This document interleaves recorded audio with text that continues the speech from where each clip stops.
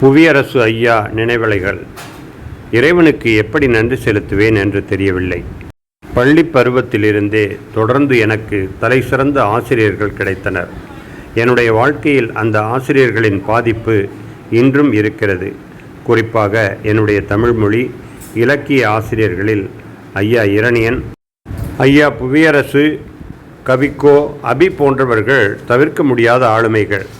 கோவை சேப்பா நரசிம்மலு நாயுடு உயர்நிலைப் பள்ளியில் படிக்கும் வாய்ப்பு எனக்கு கிடைக்காமல் போயிருந்தால் ஒருவேளை நான் புவியரசு ஐயா உட்பட இவர்கள் அனைவரையுமே இழந்திருப்பேன்.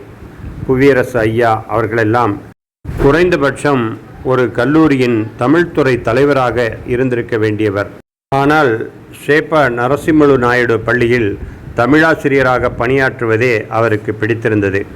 நான் அந்த பள்ளியில் 6ஆம் வகுப்பு சேர்ந்த பொழுது அவருடைய உண்மையான உயரம் எனக்கு சுத்தமாக தெரியாது.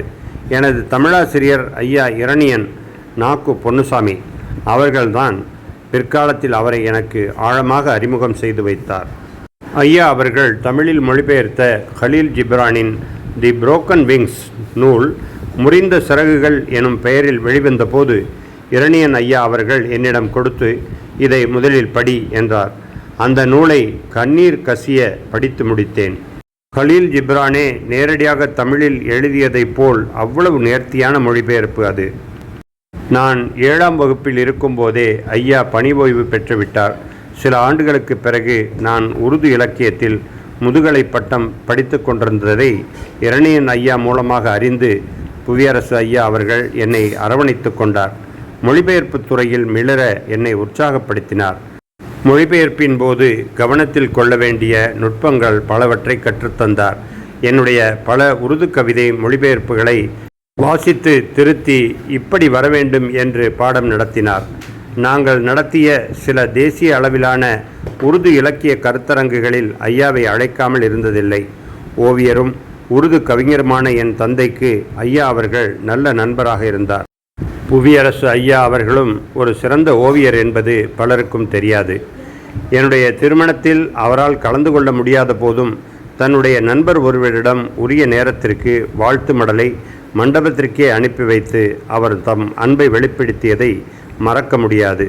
அந்த மடல் மேடையில் அன்று வாசிக்கப்பட்டது.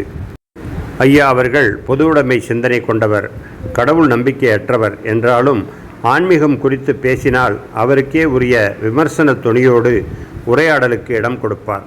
ஒருமுறை கவிக்கோ அவர்கள் கோவை வந்திருந்த போது ஐயாவின் வீட்டுக்கு சென்றிருந்தோம். இருவரும் நீண்ட நேரம் பல்வேறு தலைப்புகளில் மிகவும் சுவைபட பேசிக்கொண்டிருந்தனர். அந்த பேச்சை பதிவு செய்ய அப்போது என்னிடம் ஸ்மார்ட் போன் இருக்கவில்லை.